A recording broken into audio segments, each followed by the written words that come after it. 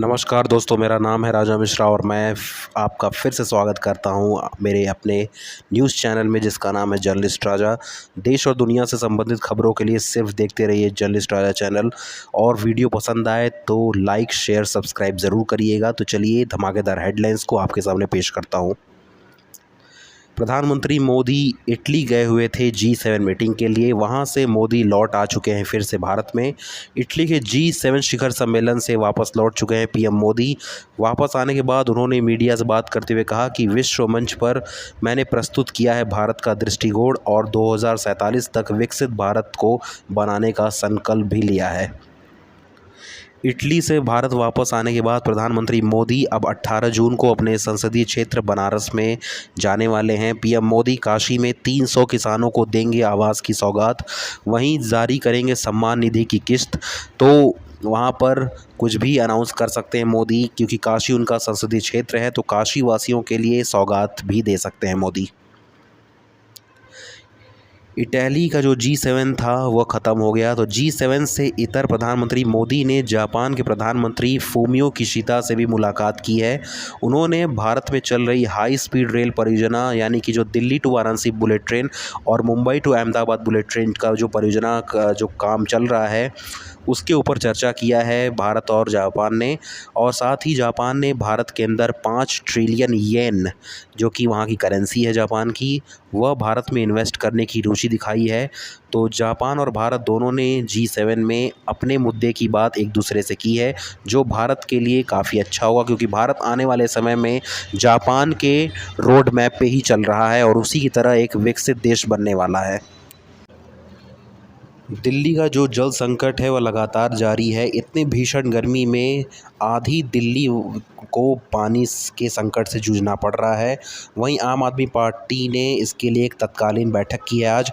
वहीं आतिशी ने कहा है कि हमने हरियाणा से पानी देने की अपील की है।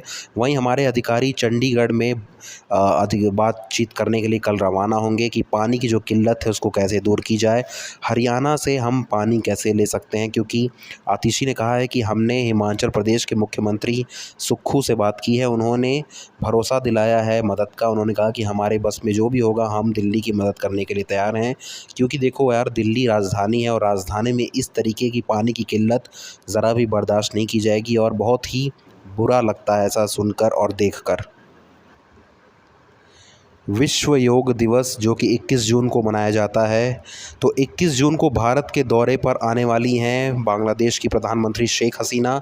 2 दिवसीय भारत यात्रा पर रहने वाली हैं 21 और 22 जून को।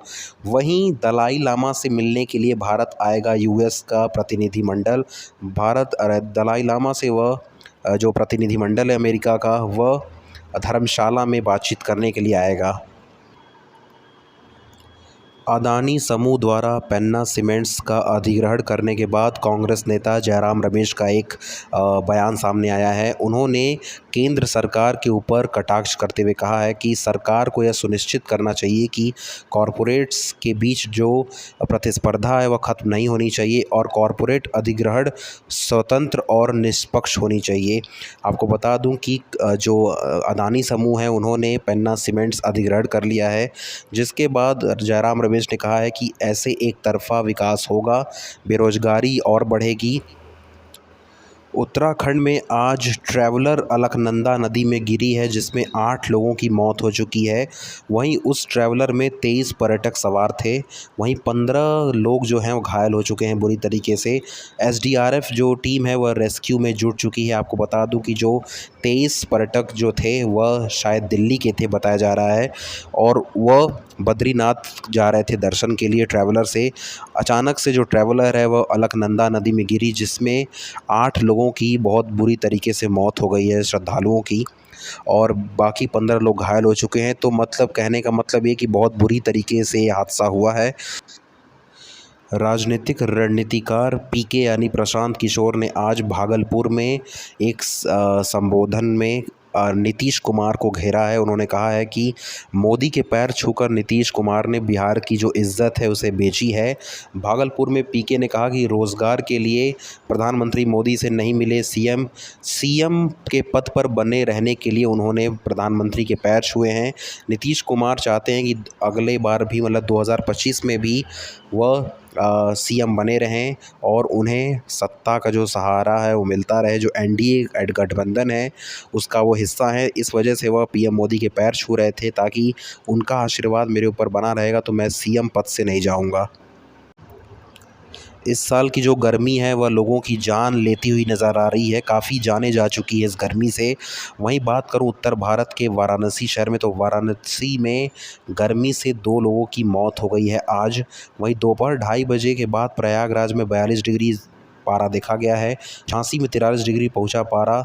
और आपको बता दूं कि अगले 7 दिनों तक मानसून नहीं दिखने वाला है पूरे उत्तर भारत में, जबकि बंगाल और बिहार के बॉर्डर पे फंसा हुआ है आकर मानसून।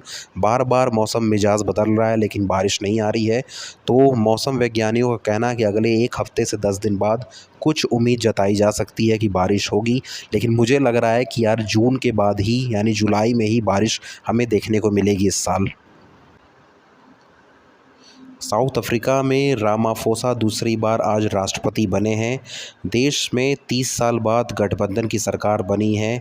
वहीं नेल्सन मंडेला की पार्टी जो थी अफ्रीकन नेशनल कांग्रेस ANC, उसको विपक्षी दल डेमोक्रेटिक अलायंस ने अपना समर्थन दे दिया है, जिससे ANC ने अपना सत्ता बना लिया है 283 सीटों के साथ 400 में से।